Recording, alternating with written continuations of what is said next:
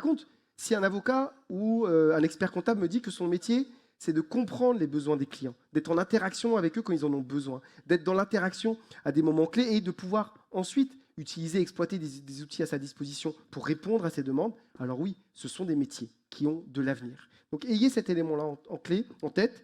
Ça a plein de conséquences, bien entendu, sur des dimensions qui vont notamment relever des compétences. Je saute certaines réflexions.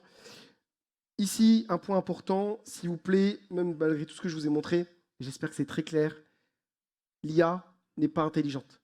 D'accord? L'IA, je sais que certains d'entre vous donnent un petit nom à leur aspirateur automatique chez eux. Moi, j'ai pas de regard là-dessus. D'accord? Vous faites ce que vous voulez. Certains même rentrent chez eux, ils parlent à l'aspirateur. C'est OK. Sachez que ça s'appelle l'animisme industriel. D'accord? L'animisme industriel, c'est vouloir attribuer une pensée à la machine. En réalité, c'est quand même assez dangereux parce qu'en réalité, on essaie de projeter de l'intelligence là-dedans.